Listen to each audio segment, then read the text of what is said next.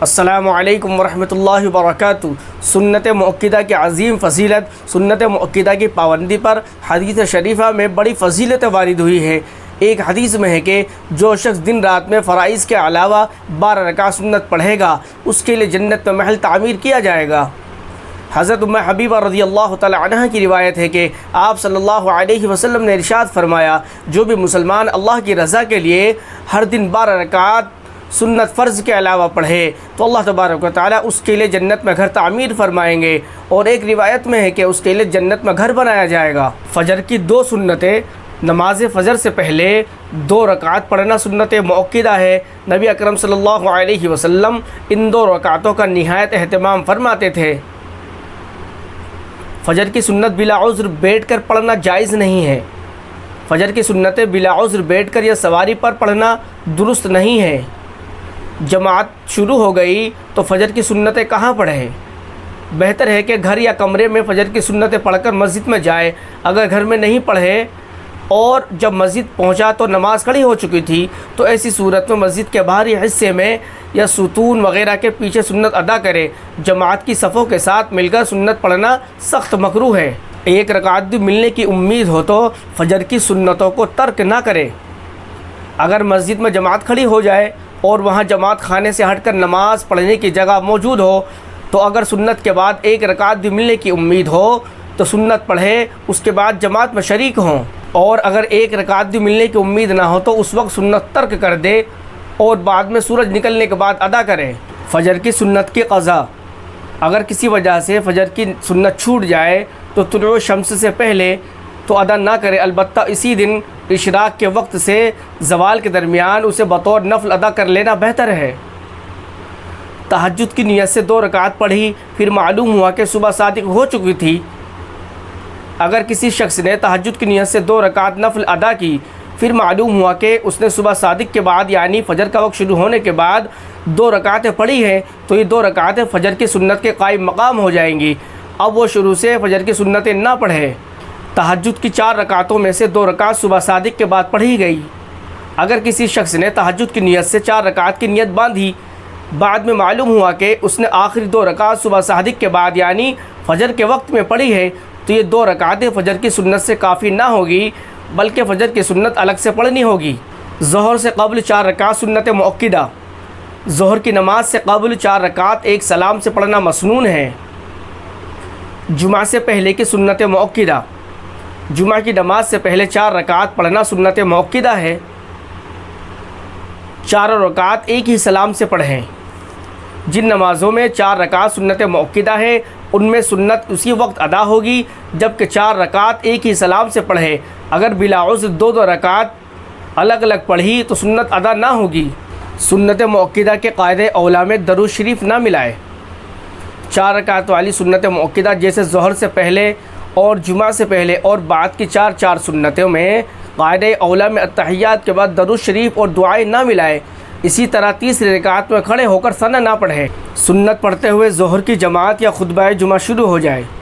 اگر جماعت ظہر یا خطبہ جمعہ کا وقت قریب ہو تو سنت کی نیت نہیں باندھنی چاہیے بلکہ اس کو مؤخر کر دینا چاہیے، لیکن اگر سنت پڑھنی شروع کی اور درمیان ہی میں نماز یا خطبہ جمعہ شروع ہو گیا تو کیا کرے؟ اگر قاعدہ اولیٰ سے پہلے جماعت شروع ہو گئی تو قاعدہ اولیٰ ہی پر سلام پھیر دے اور جماعت میں شامل ہو جائے اور نماز کے بعد وہ 4 رکعت سنت مؤکدہ دوبارہ پڑھیں۔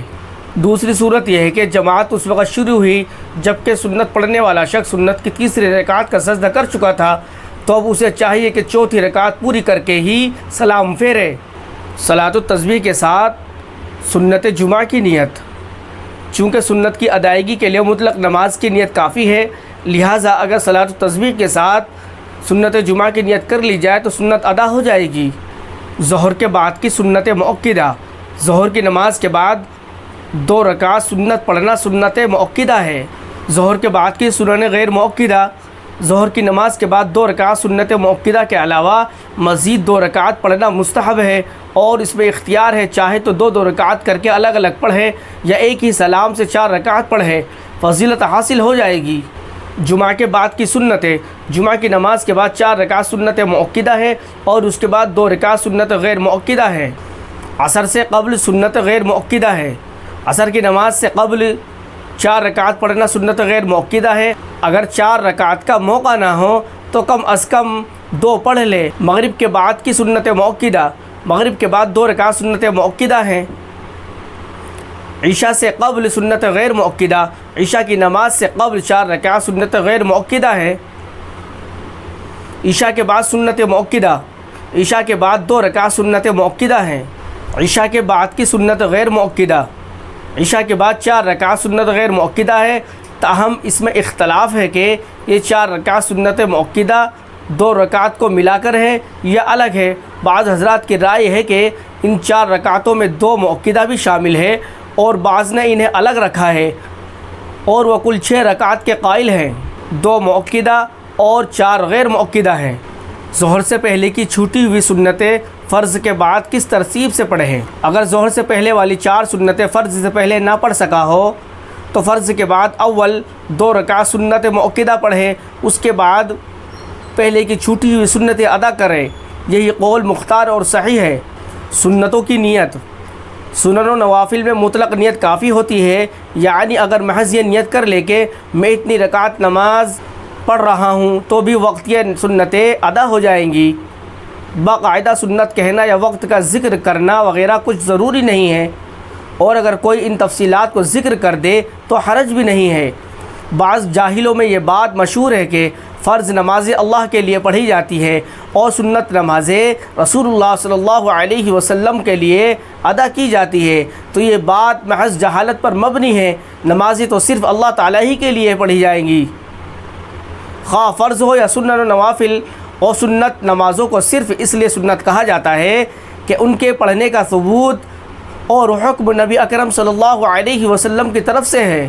فرض نمازوں اور سنتوں کا درمیانی وقفہ، فرض نماز کی ادائیگی کے بعد کسی دیگر کام میں مشغول ہوئے بغیر جلد از جلد سنت ادا کر لینی چاہیے، اس میں بلا عذر تاخیر نہ کی جائے، اور نماز کے بعد کے اوراد تسبیحات سنتوں کے بعد پڑھے۔